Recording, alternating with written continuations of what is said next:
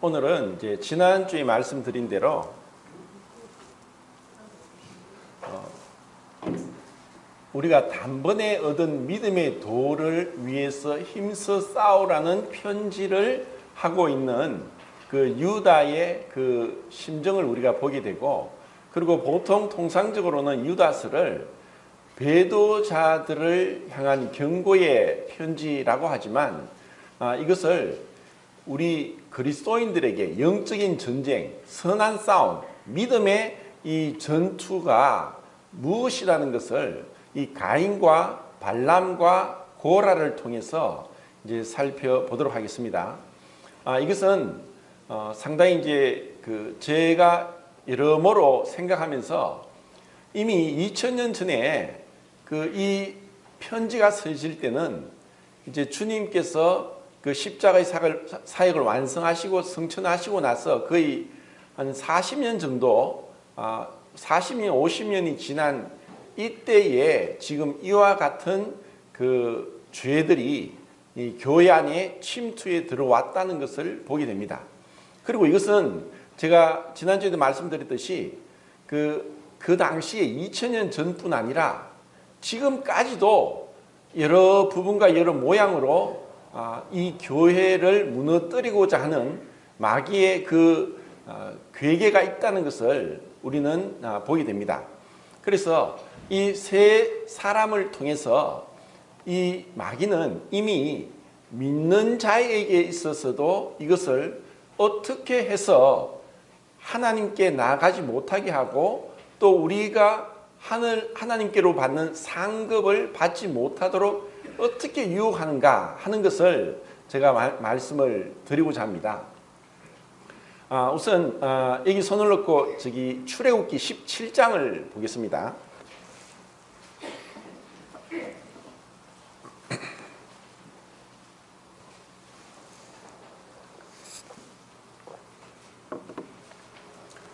지난주에 말씀드린 대로 그 출애굽기 14장과 17장을 제가 비교해서 말씀을 드렸는데 오늘은 17장 16절입니다.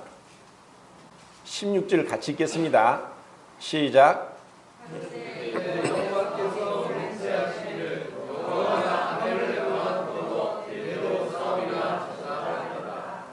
여기서 이제 하나님께서 아말렉과 대대로 싸우시겠다 하는 이 말씀의 의미를 한번 생각해 보겠습니다. 자, 아말렉과의 전투는 이제 이스라엘 백성들이 홍해를 건넜을 때와는 완전히 다르다는 것을 말씀드렸습니다. 홍해를 건넌 것은 가만히 있어서 하나님께 행하신 것을 그들이 믿음으로 바라본 것입니다. 근데 이제 아말렉과의 전투에 있어서는 직접 여호수아와 젊은 그 군인이라 할까, 그 남자들이 칼을 들고 전쟁을 한 것입니다. 그리고 이러한 전쟁을 그냥 그 군인들만 한 것이 아니라, 남자들만 한 것이 아니라 모세와 아론과 훌이 그 전쟁의 승패를 좌우하고 있는 기도를 하고 있다는 것을 우리가 보게 되었습니다. 근데 여기서 아말렉과는 대대로 싸우겠다. 그러면 이러한 전쟁은 여기서 끝난 것이 아니라는 것입니다. 지금까지 지속된다는 것입니다. 이것으로 인해서 믿음의 선한 싸움, 단번에 얻은 이 믿음의 도를 위해서 힘써 싸우라는 편지가 그 주님이 성천하시고 나서 40년 50년 뒤에 이 편지가 쓰여졌고, 그리고 2000년이 지난 지금도 이 말씀이 그냥 이 가인과 발람과 고라가 우리와 상관없고 구원받지 않은 사람에게도 하신 말씀이지만 우리 구원받은 성도에게도 동일한 말씀이 주어졌다는 것을 우리는 아셔야 되는 것입니다. 자, 다시 이제 고린도 전서 10장을 보겠습니다.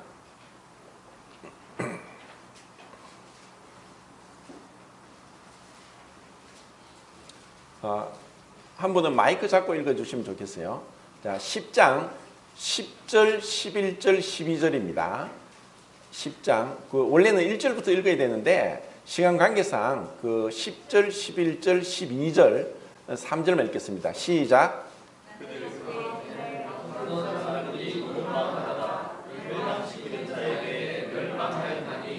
너희는 그들과 같이 원망하지 마라.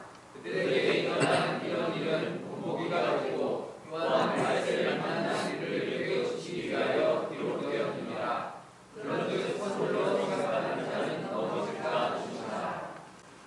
지금 고린도 교회를 향한 편지에서도 나왔듯이 구약 시대 때에 이스라엘 백성들에게 출애굽을 하고 나서 광야에 있었던 그 일들을 쭉 나열하면서 그들에게 행한 것이 우리에게 교훈으로 기록되었다.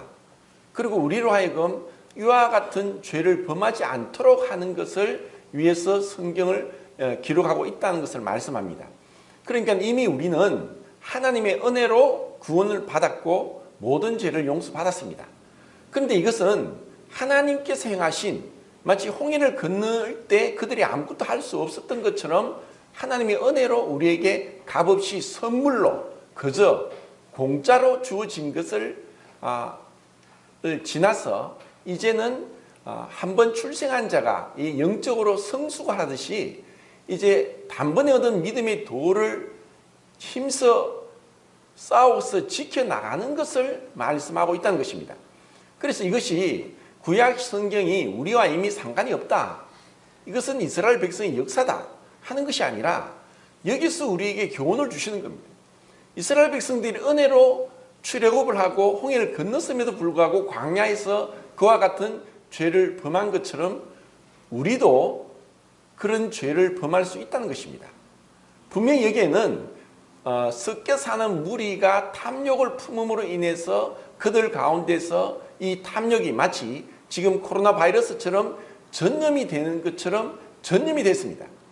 이것은 분명히 구원받지 않은 섞여 사는 무리가 애굽에서 같이 따라 나왔기 때문입니다. 그리고 지금 그러면은 우리 교회는 어떠냐? 교회도 문턱이 낮습니다. 누구든지 맞아들입니다. 그리고 초대 교회 때 사도들처럼 영성이 가장 탁월하게 뛰어났던 사도들이 있었을 때도 거짓 형제가 있었기 때문에 지금은 두말하면 잔소리입니다. 당연히 있을 수 있습니다. 가라지가 있을 수 있고, 그리고 분명히 베드로라는 것은 처음부터 구원받지 않은 자들을 향해서 베드로가 얘기합니다. 그러니까 처음부터 구원받지 않은 자들이 양의 탈을 쓰고 온 이리와 같이 거짓 형제로서 교회 안에 들어와 있다는 것을 우리는 알게 되고, 예수님의 씨 뿌리는 비유에서도 악한 자가 밤중에 가라지를 뿌렸다. 그래서 제자들이 가라지를 뽑을까요? 놔둬라. 추수 때까지 놔둬라. 가라지를 뽑다가 알곡도 뽑겠다. 이러면서 그 가라지 뽑는 것을 추수 때까지 둔 것입니다. 그래서 추수 때는 주님의 재림이십니다. 주님이 재림하실 때 우리는 공중으로 들림을 받게 되는데 그때까지는 가라지가 있다는 것을 우리는 생각할 수 있습니다.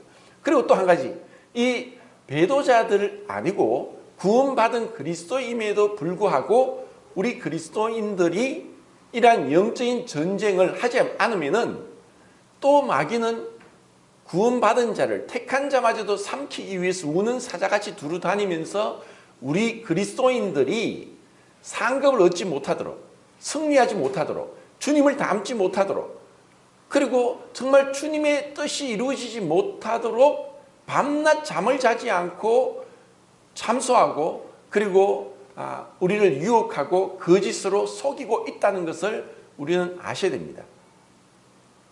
그래서 우리는 이 가인과 고라와 그 발람에 대해서 그러면은 이미 구원받은 그리스도인들에게 이 가인과 발람과 고라는 무엇을 의미하는가 하는 것을 우리는 봐야 됩니다. 자, 다시 유다서를 돌아와서 이렇게 이제 싸운 데 있어서 그 21절에 보면은 하나님의 사랑 안에서 자기를 지키라라는 말씀을 봅니다. 자, 하나님의 사랑 안에서 누구에게? 그리스도인에게, 구원받은 자에게, 단번에 은혜로 믿음의 도로 인해서 거듭난 성도에게 하나님의 사랑 안에서 자신을 지키라는 말씀을 합니다. 자, 지키라는 말씀을 성경에서 제일 먼저 나온 것은 어디냐면 창세기 3장입니다. 에덴 동산에서 그들이 하나님 말씀대로 그것을 지켜야 되는데 그 말씀대로 지키지 못했습니다. 악한 자가 왔습니다. 자, 지금도 우리 가운데 우리를 속이기 위해서, 그리고 구원받았음에도 불구하고 우리는 얼마든지 죄를 범할 수 있는 가능성을 가지고 있는 자들이기 때문에 많은 그리스도인들이 제대로 성장하지 못하고 은혜로 구원받았지만 참된 구원의 목적을 상실하고 구원의 의미를 모르고 그렇게 헛되게 보내는 자들이 많습니다. 그리고 이러한 그 죄들이 어떻게 오는가를 이제 보겠습니다. 자, 가인의 길은, 자, 길이란 걸 쓰지 않고, 자, 이제 이 세 사람, 가인, 발람, 고라에 대해서 제가 이렇게 구분을 하겠습니다. 가인에 대해서는 하나님과의 관계에 대한 겁니다. 그리고 발람은 세상과의 관계에 대한 것이고, 고라는 성도와의 관계입니다. 자, 하나님과 관계에서 예배가 무엇인가를 이제 가인은 우리에게 보여주고, 또 발람은 거룩, 성화에 대해서 얘기를 하고 있습니다.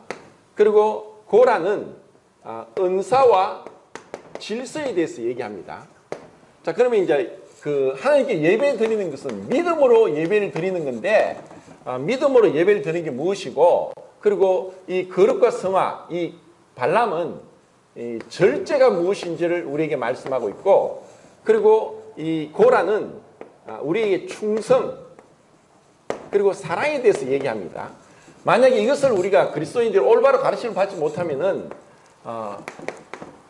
인본주의에 빠질 수 있고, 세속주의에 빠질 수 있고, 그리고 다원주의, 좀 어려운 말 같은데, 또 상대주의,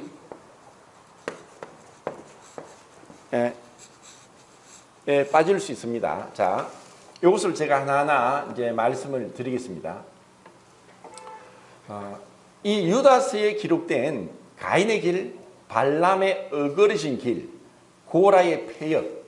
자, 우선 가인은 누구입니까? 아담의 첫 번째 아들입니다. 하나님께서 창조하신 유일한 가장 독특한 다른 사람과 다른 자들이 아담과 하와입니다. 그들은 하나님께서 처음에 무에서 유로, 흙으로, 그리고 그분의 생기로 창조하셨습니다. 그 아담과 하와가 범죄하고 나서 에덴 동산에서 쫓겨나서 첫 번째 낳은 아들이 가인입니다. 근데 가인의 이름은 더해졌다. 하나님이 두 사람을 창조하셨는데 첫 번째 그 두 사람을 통해서 가인 태어났습니다. 그러고 나서 얼마의 시간이 흘렀는지 모르지만 두 번째 아들을 이름을 아벨로 지었습니다. 아벨의 뜻은 허무하다는 뜻입니다. 자, 우리는 자식이 난 기쁨을 인해서 우리 인간의 가장 큰 기쁨은 자식이 출생하는 겁니다. 그런데 어떻게 해서 그 자식의 이름을 헛되다고 지었을까? 이것은 가인의 삶에 있어서 우리로 하여금 무엇인가를 우리에게 생각하도록 하는 것입니다.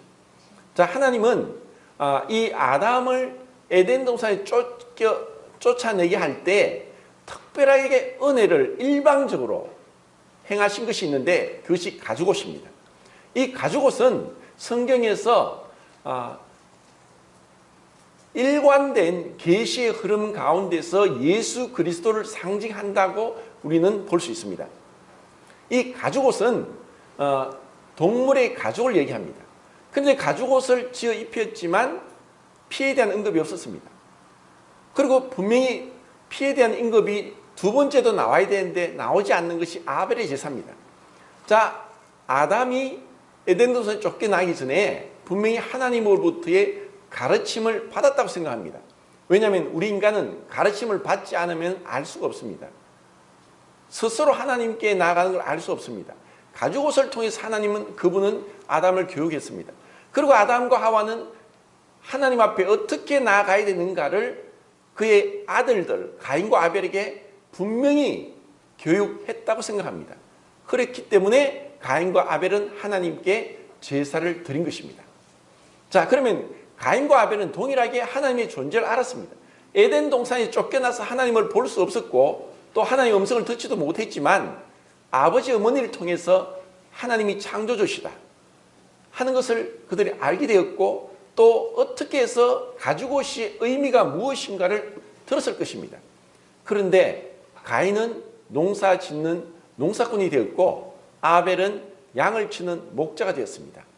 분명히 그들이 우리는 생각할 때 가인은 하나님을 믿었을까요? 하나님 알았을까요? 하나님의 존재를 인정했을까요? 네, 하나님의 존재를 인정했습니다. 하나님을 알고 있습니다. 그렇기 때문에 하나님께 제사를 드리죠. 자, 그러면 가인의 제사와 아벨의 제사에서 우리가 생각할 때 가인의 제사는 무엇을 의미합니까? 가인의 제사는 자기의 신념, 자기의 확신, 자기의 행위와 노력을 의지하는 것입니다.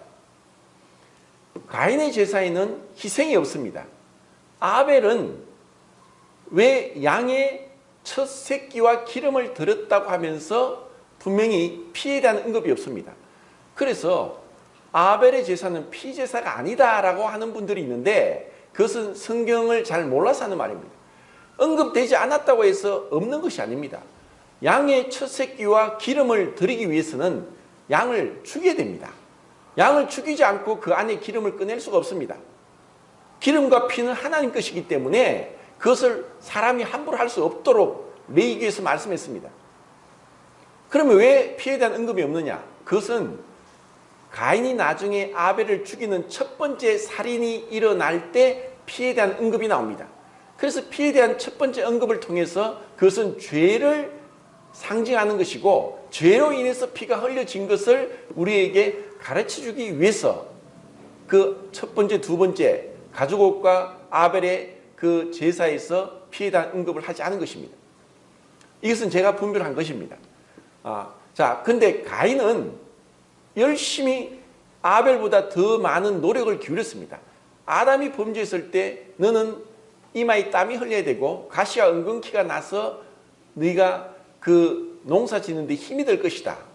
분명히 양 치는 것은 그냥 양을 지키고 이끌고 또 목초지 있는 것으로 이끌어 가면 됩니다. 그리고 양이나 일이나 늑대가 오면 이제 물리치면 됩니다. 근데 농사 짓는 것은 땅을 갈아야 되고 씨를 뿌려야 되고 물을 줘야 되고 잡초를 뽑아야 되고 그리고 가라지를 뽑아야 되고 그리고 추수를 해야 되고 추수한 것을 또 다시 탈곡해야 되고 또 말려야 되고 이런 여러 가지 더 많은 공정이 필요한 것이 농사입니다. 그래서 가인이 아벨보다 정성이 부족한 것이 아니라 근본적으로 가인의 제사에 있어서는 희생을 거부합니다. 자신의 의를 높입니다. 자신의 확신과 신념 가운데 거하는 것입니다. 그래서 이런 것을 하나님은 가인의 제물과 가인을 받지 않았습니다. 그래서 우리가 드리는 제사는 나의 어떠함이 아니라 제물이 어떠함이고 그리고 내가 어떠한 제물로 나가느냐가 바로 하나님께 예배를 드리는 것이라고 우리는 볼 수가 있습니다. 그런데 이 가인의 그 제사가 가인의 길이 그리스도인들에게도 가인의 길을 갈 수가 있는가 하고 우리가 질문한다면은 갈 수 있다는 것을 우리는 알 수 있습니다. 그것을 제가 앞에 출애굽기 17장 16절과 고린도전서 10장 10절, 11절, 12절에서 말씀을 드렸고 또 고린도전서 3장 15절에 보면은 불 가운데서 구원을 얻는 자가 있다는 것을 말합니다. 불로서 공력을 나타내는데 그때 열심히 이 땅에서 구원받고 나서 섬겼음에도 불구하고 가인의 길로 행함으로 인해서 그들의 공력이 불타버리는 그들이 공력이 나무와 풀과 지포로 되어서 불 가운데서 얻는 구원을 얻은 자가 있다는 것을 생각할 때 이 가인의 길을 우리가 갈 수 있다는 것을 알 수 있습니다. 오래전에 제가 예배에 대해서 말씀을 드리면서 예배를 방해하는 것에 대해서 여러 가지 말씀드렸습니다. 예배를 방해하는 게 뭘까요? 자기의입니다. 그리고 용서하지 않는 마음, 죄를 사랑하고 회개하지 않는 마음, 판단하고 비난하는 마음, 사랑하지 않는 것, 그리고 하나님 앞에 정결하게 자신을 준비하고 그리스도 앞에 겸손하게 하지 않는 교만, 이 모든 것들이 우리가 구원받았음에도 불구하고 그리스도의 이름으로 뜻과 잔을 바라보고 예수 그리스도의 십자가를 기억하면서 예배를 드림에도 불구하고 우리는 연락되지 못하는 그런 예배를 드릴 수 있다는 것을 말씀을 드렸습니다. 자, 가인의 길은, 자, 여기서 그러면 어떻게, 자, 믿음으로 하나님께 나아간다는 것은 무엇이냐? 그것은 자기 부인이라고 했습니다. 믿음은 자기 부인입니다. 자, 그런데 구원받은 자들 중에 그런 자들을 제가 볼 때 가슴이 아프고 너무나 안타까움이 많습니다. 분명히 구원받았는데 끊임없이 자기를 자랑합니다. 자기를 높이고 내가 이것도 하고 저것도 하고 이렇게 섬기고 최선을 다해서 섬겼다. 내가 최선을 다해서 섬겼다고 합니다. 이것은 하나님 앞에서 우리는 아무리 최선을 다해도 무익한 종입니다. 무익한 종입니다라는 자세가 참된 겸손한 예배자의 모습입니다. 내가 이것도 하고 자기를 자랑하고 떠벌리고 나발 부는 것은 다 불타버릴 것입니다. 자기 부인이 안 된 그 그리스도인의 삶에 있어서 그것은 올바른 예배가 되지 못합니다. 자기 부인이 되지 않으면은 마치 가인이 힘써 자기 방법대로 내 방법대로 내가 노력해서 내 행위로서 내 선함으로서 나가고자 했던 것이 연락되지 못한 제사였던 것처럼 우리 그리스도인들에게 있어서 정말 이 떡과 잔을 바라보고 아직까지 내 안에 교만한 마음, 자아, 판단하는 마음, 비난하는 마음, 정죄하는 마음, 그리고 용서치 못하는 마음, 쾌락을 사랑하고 세상을 사랑하는 마음, 겸손하지 못하고 온유하지 못함, 그리고 불화 가운데서 화목하지 않았던 이 모든 것들을 인해서도 주님이 그냥 우리의 예배를 받으실 수 없다는 것입니다. 왜냐하면 하나님은 완전하신 분이기 때문에, 하나님은 정결하신 분이기 때문에 우리에게 그런 죄로 인해서 그 예배가 그만큼 거룩하게 또 영화롭게 드려지지 못한다는 것이 안타까움입니다. 그리고 예배는 무엇이냐? 우리의 삶이 예배입니다. 예수님이 그랬습니다. 너희가 예물을 제단에 드리다가도 형제와 사화할 만한 일이 생각나거든 그 제물을 제단에 두고 형제와 사화하고 나서 예물을 드리라. 자, 우리 마음에 정말 용서치 않는 마음, 판단하는 마음, 비난하는 마음, 정죄하는 마음, 교만한 마음이 없다고 할 사람이 누가 있습니까? 그래서 우리는 예배 시간에 자기를 돌아보면서 정말 나는 죽을 수밖에 없는 자입니다. 이런 자를 주님이 용서하셨습니다. 정말 겸손하게 엎드려서 그 주님의 십자가의 사역 앞에서 우리 자신이 정결함을 입어가면서 날마다 새롭게 되어 가는 것, 이러한 예배를 주님이 받으십니다. 그런데 이런 예배가 되지 않을 때 인본주의가 일어납니다. 인본주의가 교회를 무너뜨리고 있습니다. 인본주의는 초대교회 때도, 그리고 에덴 동산을 나온 아담과 하와에게서도, 그리고 오늘날 우리에게서도 인간적인 방법으로 생각하고 판단하고 자기 생각과 판단을 거르지 않고 정말 믿음으로 기다리고 기도하고 그리고 온유와 겸손으로 하지 못하고 분명히 선한 목적, 주님을 위한다고 하지만 그것이 정말 주님으로부터 나느냐 아니면 내 육신으로부터 나느냐 하는 것을 우리가 분별할 수 있는, 판단이 아니라 분별할 수 있는 마음이 있어야 됩니다. 이러한 것이 없으면은 인본주의가 주의로 인해서 이 교회를 무너뜨리고자 하는 마귀의 괴계에 속을 수 있습니다. 자, 이 세상 사람들은 행에서는 마귀가 어떤 수법을 쓰느냐? 하나님 존재하지 않는다. 하나님 안 계시다. 죽으면 끝이다. 지옥은 없다. 이와 같은 거짓말로 마귀는 세상 사람을 속입니다. 그래서 왜 슬피 울며 이를 가느냐?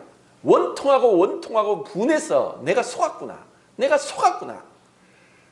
이 세상 신이 믿지 않는 자들 마음을 혼미케 하여 그리스도의 영광의 복음의 광채가 비치지 못하도록 하는 그 고린도후서 4장 4절 말씀을 마귀가 계속하고 있었다는 것을 지옥 가서야 깨닫는다는 것은 얼마나 비극적인 일입니까?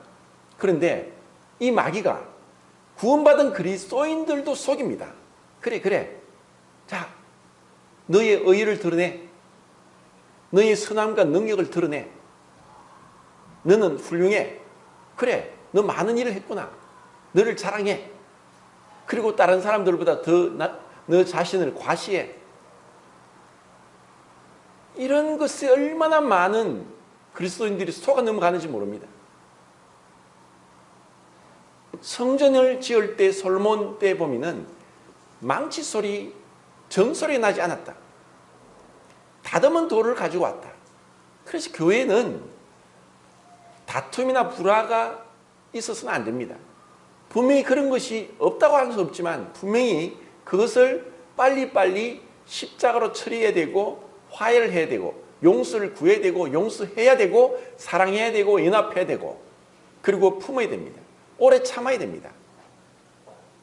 그리고 인간적인 방법으로 이랬다 저랬다 주관이 없이 우리가 가장 실수하는 것은 성령보다 자신을 더 앞세워갑니다. 성령을 쫓아 행하라. 그래야만 육체의 욕심을 이루지 아니하리라. 성령의 인도하심을 받으면 율법 아래 있지 않게 되는데 성령님을 앞서서 우리의 의와 의지와 우리의 방법과 계획을 동원합니다. 정말 성령님은 왜 그러시냐? 너무나 온유하시고 겸손하시니까 강제로 이끌지 않습니다. 그래서 우리에게 있어서 인본주의에 빠지지 않기 위해서 절대적으로 필요한 것은 기도입니다. 기다리는 것입니다. 늦더라도 주님 인도하신 대로. 이스라엘 백성이 광야를 나와서 가나안 땅에 가기까지 40년, 38년을 헤맸습니다. 어떻게 헤맸습니까? 낮에는 구름기둥, 밤에는 불기둥으로 구름기둥, 불기둥이 1년이고 2년이고 머무르면 그들은 떠나지 않았습니다. 그것을 성령의 인도로 받습니다. 이거 뭐 하는 겁니까? 이 많은 사람들 여기서 무슨 고생을 합니까? 우리 갑시다. 왜 이게 머무릅니까? 저 바로 앞에 가나안 땅인데 약속의 땅인데 왜 우리가 믿음으로 가면 되지 않습니까? 얼마나 많은 얘기들이 나왔겠습니까? 그런데 모세는 온갖 말들에도 꼼짝하지 않았습니다. 그가 본 것은 한 가지입니다. 구름기둥, 불기둥입니다. 자, 우리는 어떻게 성령의 인도를 받아야 됩니까? 인본주의가 무엇입니까? 인간적인 방법으로 교회를 처리합니다. 세상에서 똑똑한 사람이 교회에서도 대접받고 세상에서 돈 많은 사람들이 인정받고 이것이 인본주의 교회입니다. 그러면서 이것이 세속주의. 자, 발람은 어떤 자입니까? 부올의 아들 발람은 민수기에 이스라엘 백성이 광야에 있을 때에 그 모압왕 발락이 와서 이스라엘을 저주하라고 했던 선지자입니다. 근데 하나님은 발람에게 가지 말라고 분명히 말씀했습니다. 근데 발람은 갔습니다. 왜? 탐욕을 인해서, 돈을 인해서. 분명히 발람은 민수기 보면 4번이나 이스라엘을 저주하려고 했는데 성령이 강하게 역사해서 이스라엘 백성을 축복합니다. 그 4번의 축복은 정말 아름답습니다. 자, 발람의 입에서 그 자신의 탐욕에도 불구하고 하나님께서 축복하시고 또 분리시켜서 거룩하게 하신 이스라엘 백성들을 향한 축복을 하게 하신 걸 볼 때 그 말만 볼 때는 발람은 하나님의 선지자요 올바른 얘기를 하고 있는 사람으로 우리는 생각할 수 있지만 결론을 볼 때는 발람은 사꾼입니다. 하나님의 선지자가 아닙니다. 그래서 우리는 그 사람의 입으로 한 말을 볼 것이냐 그 사람의 행실의 종말을 주의해 볼 것인가. 하나님이 대충 그냥 뭐 슬그머니 그렇게 넘어가실 분이라고 생각합니까? 그렇지 않습니다. 하나님은 공의로우신 분입니다. 불의한 자, 악을 행한 자, 행실이 온전치 못한 자를 향해서 그래, 네가 올바른 말을 했으니까, 네 말이 올바르니까 너를 구원하겠고 천국 데려가겠다고 하신다면은 지옥에 간 자들이 난리 날 것이고 천국에 있는 자들도 가만히 있지 않을 겁니다. 하나님 불의하십니다. 이렇게 불의한 자를 어떻게 천국에 오르게 할 수 있습니까? 라고 할 것입니다. 그리고 발람은 결국 우리로 하여금 그리스도인이 세상 가운데서 어떻게 살아야 되는가를 발람은 교훈합니다. 세상 가운데 거룩하게 분리되는 것을 얘기합니다. 그리고 이 발람을 통해서 우리가 절제하지 못할 때 분명히 우리는 탐욕이 있습니다. 우리는 돈을 사랑하죠. 돈이 없어서 살 수 없으니까. 그런데 이와 같은 절제가 없고 탐욕 가운데 행하면서 언행이 일치가 되지 않고 말과 행동이 다르고 하다면 이것은 세속주의고 이것은 악한 것입니다. 세상을 사랑하지 말라. 세상을 사랑하면 하나님의 사랑이 그 가운데 함께 있지 않는다라고 했습니다. 예수님은 세상으로부터 정죄를 받았고 이 세상에서 온갖 모욕을 받았습니다. 그런 세상을 우리가 사랑해서 돈을 사랑하고 탐욕을 부리고 언행일치가 되지 않고 불의 삭설 쫓아가서 위선적이고 거짓되게 말과 행위가 다르다면은 발람의 어그러진 길을 가는 것입니다. 전에도 제가 몇 번 말씀드렸는데 제가 2000년도에 그 CTI에서 공부를 할 때 호주에서 이제 많이 오셨고 그 선교사로 은퇴하신 분들이 그들의 삶을 통해서 제가 배웠습니다. 지식을 배운 것이 아니라 그들의 삶이 어떻게 하나님께 드려졌는가. 미국에서 또 영국에서 또 호주에서 뉴질랜드에서 오신 그 분들의 삶을 통해서 배웠습니다. 근데 호주에서 오신 그 인도에서 25년간 선교 사역을 하고 마치 빌 포도 형제님이 그런 말씀하는 거예요. 호주에서 굉장히 은사가 탁월해서 말씀을 잘 전하고 하는 그런 형제님이 있었는데 어느 날 수영장에서 수영을 하다가 다이빙을 했는데 잘못해서 머리를 다쳐가지고 반신불수가 됐습니다. 참 안타까웠는데 그 사건으로 인해서 이 형제님이 크게 회개를 했습니다. 자신이 세상을 사랑했고 세상에서 죄를 가지고 살고 있었고 죄를 탐닉하면서 성도들에게 숨기고 있었던 것을 회개하면서 이제 그가 이제 휠체어를 타고 이제 사진을 찍으면서 하나님이 창조한 세계를 보면서 그리고 정말 하나님과 회개한 그러한 얘기를 합니다. 하나님이 사랑하면은 죄 가운데 계속 거할 때 하나님이 징계가 있습니다. 징계가 없으면 사생자입니다. 죄를 계속 범하고 있는데도 불구하고 회개치 않는다면은 그의 구원을 의심해 봐야 됩니다. 우리는 세상 가운데 살고 있습니다. 세상을 이 세대를 본받지 말고 지금 마음을 새롭게 함으로 변화를 받아 하나님이 선하시고 기뻐하시고 온전하신 뜻이 무엇인지 분별하도록 하라. 이 세대를 본받지 마라. 이 세상은 하나님과 원수된 것이다. 하나님을 사랑할 수 없는 거예요. 우리는 세상 살면서 어떻게 보면은 늦게 구원받은 자들은 더 큰 은혜로 하나님께 나갈 수 있지만 오랫동안 세상 가운데 묻어왔던 온갖 더러운 찌꺼기로 인해서 성화의 삶에 더디 갈 수 있는 요소도 있고 또 아니면 그것으로 인해서 더 주님께 가까이 갈 수 있는 은혜도 있습니다. 발람에 어그러진 그 세속주의에 속한 그러한 것들이 교회 안에도 올 수 있습니다. 교회가 완전히 배금주의, 물질주의에 사로잡혀서 겉으로 화려하게 보이고 있는 그런 것들은 이미 중세시대의 가톨릭을 통해서 나타났습니다. 그들은 영광의 복음이라는 미명하에 하나님의 영광이라는 이름하에 성당을 짓는데 300년, 400년 동안 성당을 짓습니다. 그 돈을 모으기 위해서 온갖 방법을 다 하면서 돈을 모아가지고 지금도 있는 그 으리으리한 그 놀라운 석조 건물, 성당들을 보게 됩니다. 그러면서 그 안에 온갖 부패가, 온갖 더러운 죄악들이 만연했습니다. 오늘날 하나님이 이 세상을 창조하신 분인데 무슨 예배당 건물 1,000억, 2,000억, 3,000억 주고 지었다고 해서 그것이 하나님께 영광이 되겠습니까? 그 안에 온갖 죄가 섞여 있는데, 그리고 예배당을 짓는데 어떻게 강제로 헌금을 강요하고 강제로 각각 가정당 성도들만 얼마씩 내라고 하는 것이 어떻게 하나님께 영광이 되겠습니까? 하나님은 그 과정도 중요시 여깁니다. 세상은 결과만 중요시합니다. 결과만 중요하면 그 수단 방법은 허용됩니다. 그렇지만 하나님은 속지 않습니다. 우리의 모든 과정, 수단 방법도 다 일일이 다 감찰하고 계시고 기록하고 계시고 판단하십니다.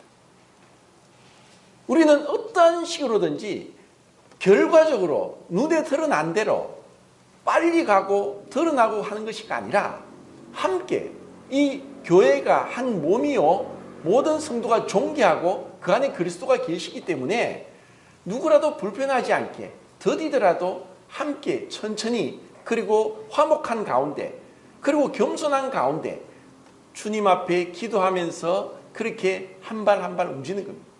내 뜻대로 정말 우리는 주님을 위한다고 하면서 나의 의가 나올 때가 많고 그 가운데 욕심이 들어갈 때가 많습니다. 정말 내가 정결한가? 정말 내가 주님 앞에 부끄러움이 없나? 내가 정말 주님을 사랑함으로 이렇게 하고 있는가? 그렇다고 대답할 사람은 거의 없습니다. 우리는 구약시대에 그 제물 중에 성물의 재건을 담당해라. 성물의 재건은 뭐냐? 우리가 거룩하게 성물을 드린다고 할지라도 그 안에 죄가 있기 때문에 성물의 재건을 담당하는 제사를 드린 겁니다. 우리는 아무리 은혜로 구원받고 제사받고 의롭다함을 얻었다 할지라도 그것은 우리 안에 죄가 없다고 할 수 없는, 요한일서에 있는 말씀대로 여전히 우리가 죄 가운데 있다는 것을 고백하는 것입니다. 그런데 은혜로 구원받은 것입니다. 은혜로 의롭다함을 얻은 것입니다. 그래서 우리는 이러한 가운데 죄의 권세로부터 어떻게 승리를 얻어가는가를 우리는 배워가야 되고, 그리고 교회 안에서 정말 주님의 방법대로 성령의 인도를 받기 위해서 기다려야 됩니다. 기도해야 됩니다. 내 주장도 내 의견도 없으라는 것이 아니라 얘기를 하되 화목한 가운데, 존중하는 가운데, 그리고 겸손한 가운데, 온유한 가운데 정말 이 교회를 이끌어가고 성도와의 교제가 이루어져야 되는 것입니다. 정말 이 교회가 얼마나 지금 세속주의와 배금주의, 그리고 인본주의에 그렇게 휩쓸려 있는가를 생각할 때 정말 우리는 겉으로 화려하지 않아도 좋고, 또 이렇게 있음에도 다른 인간적인 방법으로 복음을 희석시키고 진리를 왜곡하면서까지 결과 위주로, 성과 위주로 드러난 것으로 가지 않아야 된다고 저는 생각합니다. 저는 이제까지 있으면서도 정말 주님 앞에 어떤 부분에서 인간적으로, 인위적으로, 내 욕심으로 교회 안에 사람을 끌어들이고 또 이렇게 하지 않고 정말 내 양심에 거리낌 없이 주님의 방법대로, 왜냐? 이것은 내 교회가 아니라 주님의 교회니까, 주님의 교회고 주님의 이름으로 모이고 주님이 영광을 받으셔야 되기 때문에 제가 혹시 어떤 부분에 연약함과 실수와 또 부족함이 있었음에도 불구하고 정말 주님 앞에 제가 그런 부분에는 거리낌 없이 양심적으로 행했고 또 그렇게 했습니다. 왜냐? 저는 결과를 중요시하지 않았습니다. 어떻게 보면 지금 개척한 지 22년이 됐는데 다른 교회들보다 더 더딘 것 같고 부족하고 여러 가지 많은 부족함이 있습니다. 그래도 저는 나를 판단하실 분은 주님이다. 그리고 세상이 판단하는 것과 다르다. 주님은 마음의 동기까지 헤아리신다. 우리 인간의 눈과 하나님의 눈은 완전히 다릅니다. 그것을 저는 생각하고 늘 하나님 앞에서 행하고자 하는 그 마음으로 그렇게 하고 있다는 그런 고백을 하게 됩니다. 자, 고라의 폐역에 대해서 자 히브리어의 이제 페샤, 아온, 핫핫이라는 그 세 가지 죄에 대한 동사가 지금 여기 다 써 있는데 폐역, 페사, 아온, 불의, 그 발람의 불의, 그리고 가인의 길, 핫핫, 이거는 죄, 불법, 이것을 이제 얘기합니다. 자, 고라의 폐역에 대해서는 이제 계속 이제 다음 시간에도 말씀을 드리겠는데, 고라는 족보가 어느 지파 사람입니까? 레위 지파입니다. 야곱이 르우벤, 시몬, 레위, 유다, 이사갈, 스불론, 단, 납달리, 갓, 아셀, 요셉, 베냐민 12아들을 낳았는데 레위가 셋째 아들입니다. 르우벤, 시몬, 레위. 레위는 연합한다는 의미로 레아가 이름을 지었습니다. 근데 레위가 그 세 아들을 낳죠. 아므람, 고핫과 게르손과 므랄이 세 아들을 낳았습니다. 그리고 고핫이 네 아들을 낳았는데 아므람, 이스라엘, 헤브론, 우시엘 이렇게 네 아들을 낳습니다. 그래서 아므람을 통해서 아론과 모세와 또 미리암이 나왔습니다.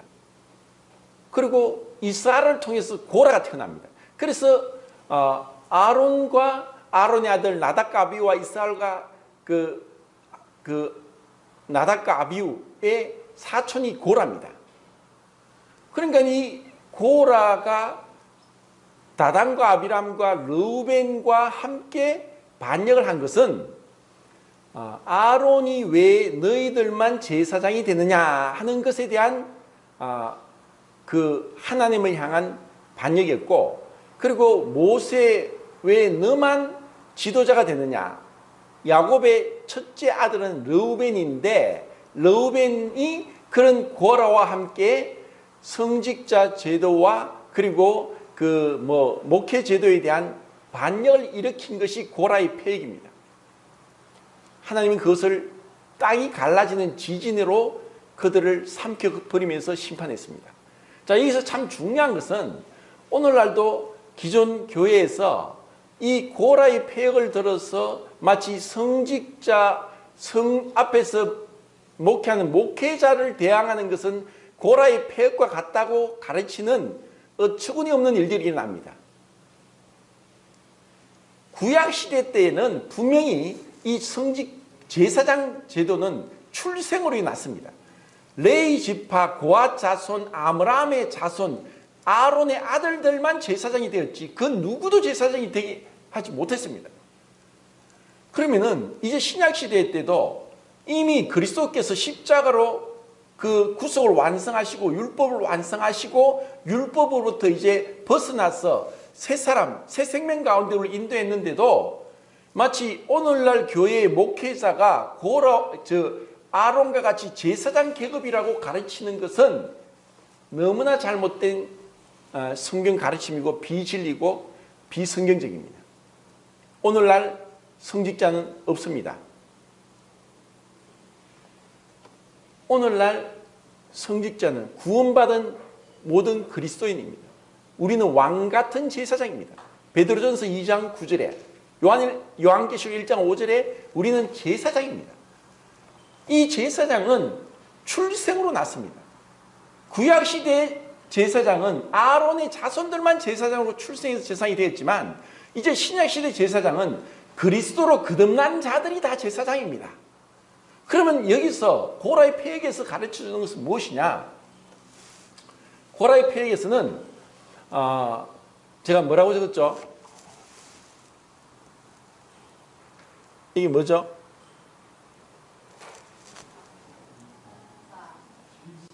예, 은사. 예. 제가 적어도 모릅니다. 은사는 누구로부터 오느냐? 고린도전서 12장에 보면 성령이 주십니다. 자, 은사는 다양합니다. 은사는 카리스마타라고 해서 은혜를 받은 결과, 복수. 은혜를 받은 구원받은 제사장 그리스도인들은 다 은사가 있는데 그 은사는 내가 원하는 것이 아니라 주님의 주권 가운데, 성령의 주권 가운데 우리에게 주어지는 것입니다.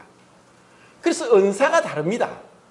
그 은사는 마치 눈과 코와 입과 귀와 손과 발과 내장이 다르듯이 은사는 다릅니다. 그러면 은사 중에서 누가 가장 뛰어난 은사입니까? 똑같이 뛰어납니다. 어느 은사가 뛰어나고 어느 은사가 못한 은사가 없습니다. 우리 몸의 어느 기관이 제일 중요합니까? 다 중요하죠. 자, 여기서 교회 안에서는 은사가 다르지 그 은사는 또 주님 성령의 주권 가운데 주어진 것입니다. 그러면 은사는 뭐냐? 질서 있게 서로 섬기기 위해서 주셨습니다. 섬김을 위해 준 것이지 내가 자랑하고 뽐내고 드러내고 교만하게 하기 위한 것이 아닙니다. 여기 있는 이 자리는 그 입의 은사를 가졌습니다. 입만 중요합니까? 입이 아무리 맛있는 거 먹어도 속이 소화를 못하면은 소화불량이면은 피와 살이 되겠습니까? 우리 몸에 다 중요합니다. 하나님이 고르게 하사 모든 그 지체를 은사가 고르게 해서 하나로 연합되어서 서로 상호 서로 섬긴 가운데 서로를 채워주기 위해서 은사가 주어진 것입니다. 그래서 이 고라의 패역은 교회 안에서 정말 사랑으로 어떻게 행해야 되는 것을 가르쳐 줍니다. 사랑이 없이 행한 것에 대해서는 주님으로부터 책망받습니다. 교회 안에서 아무리 다른 것이 뛰어나도 사랑이 없이 행했다면 그것은 책망받습니다.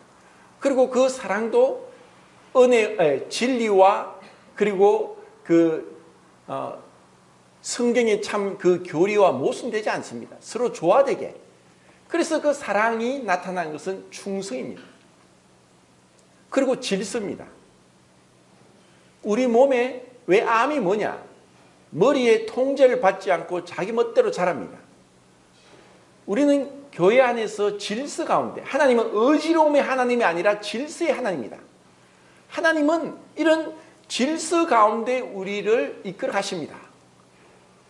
그리고 서로를 통해서 유익이 되도록 몸이 세워지도록 이 몸이란 것은 교회고 그리스도와 한 몸 된 것이고 연합된 것이고 뗄래야 뗄 수 없는 하나됨을 얘기합니다.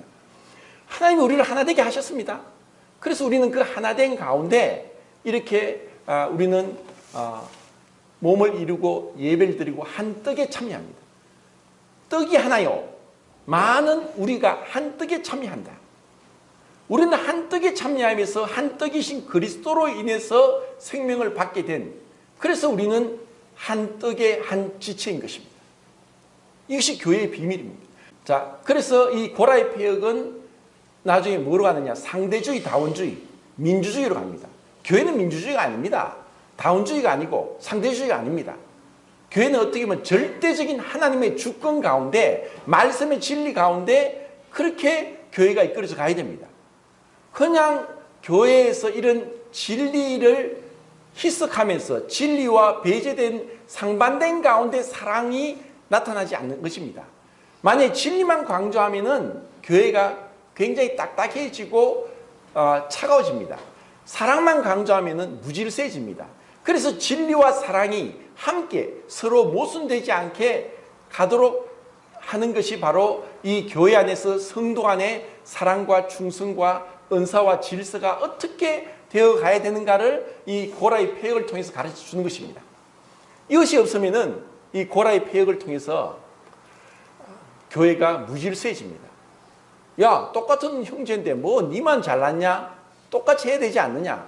그런 것이 아닙니다.